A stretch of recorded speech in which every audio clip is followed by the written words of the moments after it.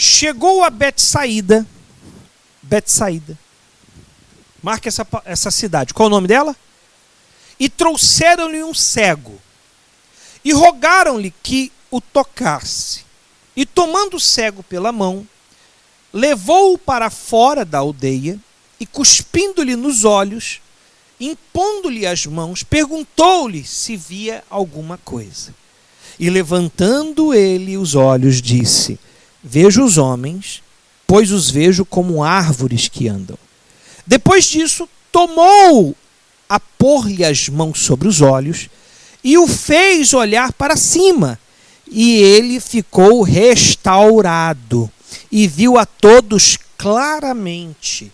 E o mandou para casa, dizendo: não entre na aldeia, nem diga a ninguém da aldeia. Você vê, né, pessoal? É a única vez que Jesus tem que fazer 2 vezes uma coisa para alcançar o milagre. Jesus chegou nessa cidade chamada Betsaída. E quando ele chegou lá, trouxeram para Jesus um cego, levaram para Jesus um cego, pegaram na mão desse cego, levaram ele lá e falaram assim para Jesus: Jesus, toca nesse cego para que ele volte a enxergar. E Jesus cuspiu com a saliva, tocou nos olhos dele para que ele enxergasse. E quando ele abriu os olhos, Jesus perguntou: enxergas alguma coisa? Também é a primeira vez que Jesus pergunta se a pessoa está o quê? Curada. Será que Jesus pergunta: você está curado? Você está curado? A pergunta de Jesus é: você está curado? E Jesus então pergunta e ele diz o quê? Eu estou vendo as pessoas como árvores. Quando a gente fala de árvore, a gente pensa nessas árvores portuguesas cheias de flores. Não, pessoal, lá no Israel as árvores não são muito floridas. É aquela árvore mais seca, de deserto. Então ele via só o quê? O vulto. Então Jesus novamente lhe toca os olhos. Então Jesus precisa fazer 2 vezes aquilo para que ele venha a enxergar. E quando ele começa a enxergar, Jesus então dá uma ordem para ele. Jesus dá um conselho para ele. Jesus diz: vai para a tua casa e não voltes para a aldeia. E eu queria falar sobre isso. Por que esse homem necessitou que Jesus tocasse nele 2 vezes? Por que esse homem ele não conseguiu enxergar da primeira vez? Lhe faltou fé? Lhe faltou fé? Não, porque se ele foi até Jesus é porque ele teve o quê? Se levaram ele até Jesus é porque ele teve o quê? Fé. Então faltou o quê para esse homem? Faltou certeza. Faltou o quê?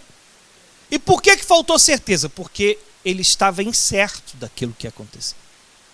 Ele teve fé de que Jesus podia curá-lo, mas ele não tinha certeza se isso iria acontecer.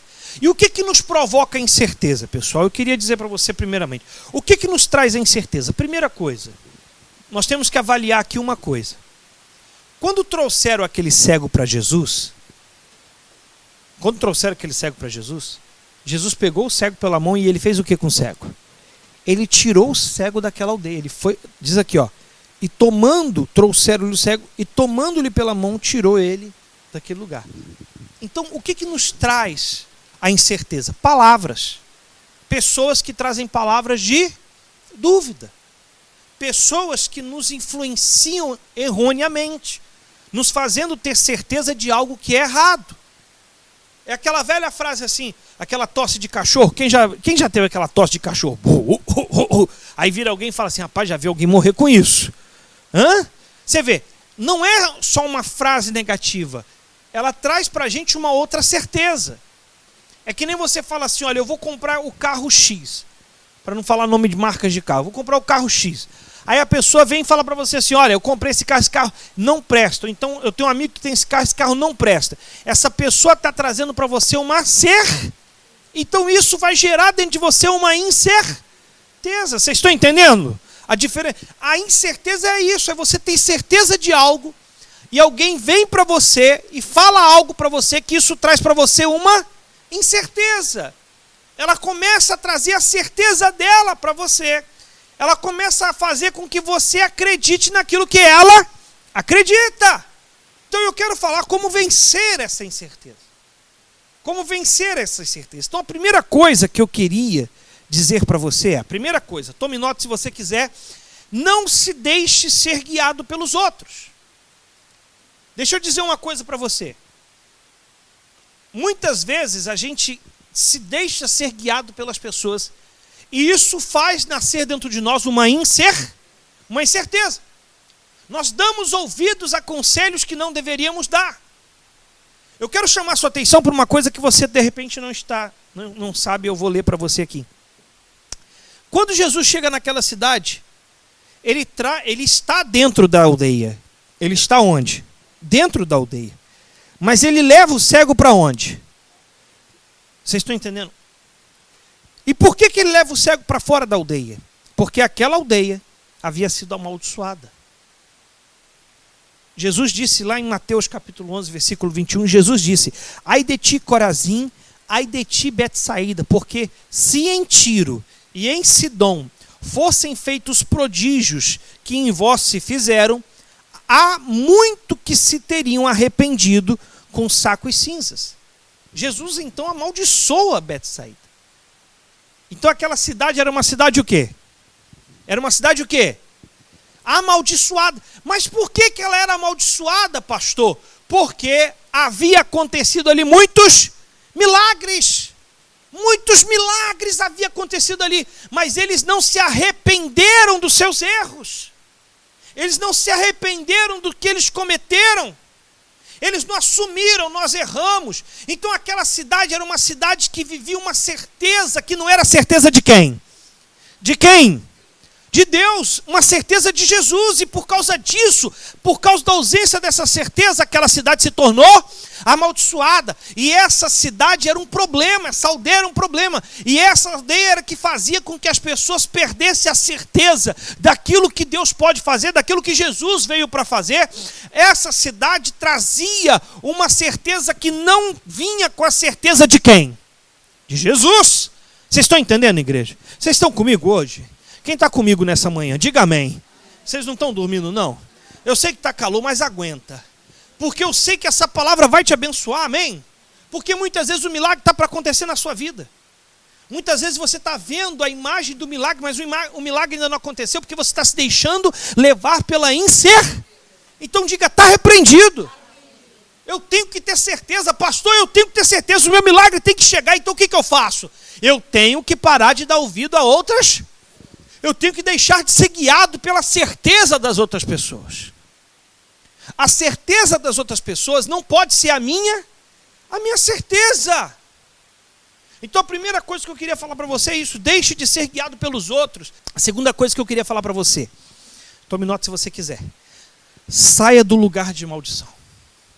Nós muitas vezes não queremos sair do lugar que nos faz mal. Nós não queremos abandonar o lugar que está nos fazendo mal.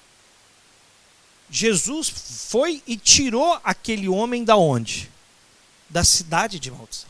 Aquela cidade era amaldiçoada. Jesus tirou aquele homem daquela cidade. Muitas vezes a gente não percebe, mas estamos num lugar de maldição. Como que eu sei isso, pastor? Simples, você vê a ação de quem? Do mal. Então se você olha para aquele lugar onde você está, e você está vendo que ali é só um lugar de contendas, é só um lugar de problemas, é só um lugar de escândalos, é só um lugar de mentiras, é só um lugar... Então aquele lugar é o quê? É uma aldeia o quê? É Deus falando, é Jesus falando para aquele lugar, ai de ti! Então o que eu tenho que fazer? O que eu tenho que fazer? Eu tenho que sair daquele lugar. Eu preciso enxergar, eu estou cego dentro daquele lugar. Você vê que ele era cego, ele estava vivendo naquele lugar porque ele era o quê? Cego. Então Jesus pega ele pelas mãos, a Bíblia diz aqui, ó, e tomando o cego pelas mãos, levou para fora. Então Jesus levou ele para fora. Então você tem que se perguntar, eu estou no lugar onde eu deveria estar?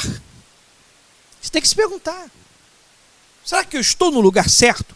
Se pergunta, o lugar onde eu estou está interferindo na minha cura? Está interferindo no meu milagre? Por exemplo, se eu estou num lugar onde eu estou constantemente me sentindo mal, eu estou no lugar certo? Fala para mim. Se eu estou num lugar que constantemente eu estou sendo levado como é que eu posso dizer a palavra certa? Eu estou sendo levado a não ter um crescimento espiritual. Eu estou no lugar certo? Olha aqui, eu quero fazer outra pergunta para você. Está interferindo no meu crescimento espiritual?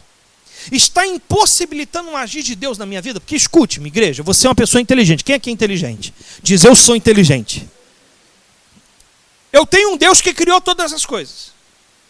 Eu tenho uma palavra que diz que Deus pode todas as... E eu faço tudo o que me dizem, mas não acontece? Pensa. Esse lugar está impossibilitando o agir de Deus? Sim ou não? Sim ou não? É usar o quê? Então, muitas vezes, igreja, escute o que eu estou falando, você tem que sair do lugar de maldição. Aquela cidade, aquela aldeia estava amaldiçoada. Por que ela estava amaldiçoada? Vou repetir, porque não havia arrependimento. Havia milagres. Jesus foi lá e fez muitos, mas não havia o quê? Terceira coisa, anota aí para que você saiba que haverá momentos que não conseguimos ver o milagre. Há momentos que a gente pede para Deus para fazer o quê? E eu tenho certeza que o milagre vai, mas vai ter momentos que a gente não está vendo acontecer. Porque tem milagres que não acontecem do dia, tem coisas que não acontecem como eu quero, mas tem coisas que acontecem como Deus quer. E a gente tem que ter certeza. Porque você veja que a falta daquilo acontecer quando você quer, gera em você uma incerteza. Muitas vezes você diz, pastor, eu quero que isso aconteça, mas vem cá, você quer que isso aconteça? Então tenha certeza que vai acontecer. Pastor, eu quero que a minha família seja salva, mas eu estou vivendo um inferno dentro da minha casa. Tenha certeza que vai acontecer. Pastor, eu quero minha prosperidade, mas eu ainda não estou próspero. Tenha certeza que vai acontecer. A certeza é a única coisa que faz Deus agir. Um dia desse eu postei na internet, Deus vai abrir portas, mesmo que elas não existam. Por quê? Porque quando o povo chegou no Mar Vermelho, havia um caminho? Não, mas Deus abriu um caminho. Mas a única coisa que eles tiveram que fazer é ter certeza e seguir. Então tem momentos que a gente vai olhar e não vai ver portas abertas, não vai ver nem porta fechada. Porque tem momento que nem porta você enxerga. Mas é a certeza que faz você, vai abrir uma porta aqui porque eu tenho certeza. Amém, igreja? Então o que eu faço para vencer a incerteza? Eu tenho que saber, eu tenho que ter consciência que vai ter momentos que eu não vou conseguir enxergar claramente, mas alguma coisa eu vou, porque Deus é tremendo, gente. Deus é tremendo, Deus não permite a gente ver claramente, mas Deus começa a mostrar alguma coisa. Amém? Deus começa a mostrar alguma coisa, Deus começa a revelar alguma coisa para você, Deus começa a mostrar para você o que você tem que fazer, Deus começa a mostrar que Ele está trabalhando e você se alegra com aquilo e não duvida daquilo. Então, a terceira coisa que eu queria dizer é isso. Vai ter momentos que nós não vamos ver com claro, mas não podemos duvidar. E a quarta coisa que eu queria falar com você. Ele não desistiu de você. Agora eu ouvi um amém. Ele não desistiu de você. Porque tem momentos que não é Deus que desiste de nós, não é Jesus que desiste de nós. Somos nós que desistimos dele.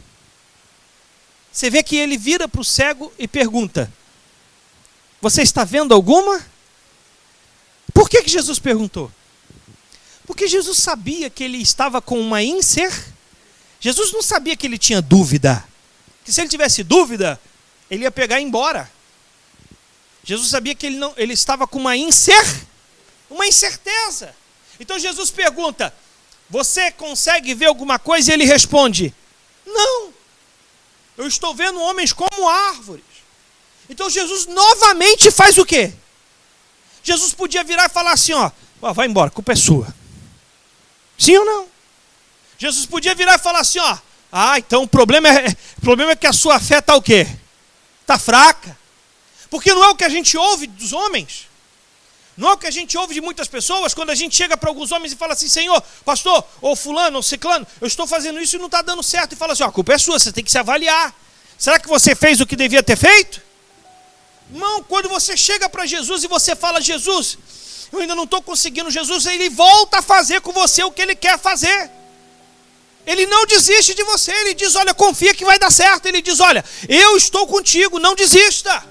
Amém, igreja? Então você tem que entender que Jesus não vai desistir de você.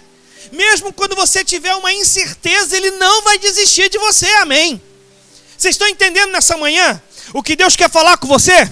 Mesmo que você esteja vivendo, pastor, eu estou vivendo isso, pastor. Eu estou vivendo um momento de incerteza na minha vida, pastor. Eu estou vivendo esse momento, eu não quero que esse momento de incerteza vire uma dúvida, eu não quero que essa dúvida vire uma negação, e eu não quero que essa negação vire uma doença chamada depressão. Então eu tenho que crer que Jesus não desistiu de mim. A quinta e última coisa que eu queria falar para você é: não volte para trás, siga para casa. Você vê que Jesus fala para ele o quê? Vai para onde? Vai para onde? Porque em casa você vai encontrar o quê? Certeza. Em casa você vai encontrar alguém que vai te apoiar. Em casa você vai encontrar alguém que vai te ver que você está enxergando e vai dizer: glórias a esse Deus que te curou. Amém? Vai para casa, porque é em casa que você vai encontrar alguém que vai te apoiar. É em casa que você vai encontrar alguém que vai ficar feliz com você. Porque é na nossa casa que Jesus quer que nós estejamos. E é na nossa casa que Jesus quer que façamos os primeiros milagres. É na nossa casa que Jesus quer operar. Amém? Mas Ele diz: não entres na aldeia. A aldeia é lugar onde coisas boas podem estar acontecendo, mas é lugar de maldição. E Ele está dizendo para nós: não podemos voltar para trás. Não podemos voltar para aquele lugar que está nos fazendo mal. Se aquele lugar onde você tem amigos está te fazendo mal, chegou a hora de você abandonar esse lugar. Fique de pé, por favor.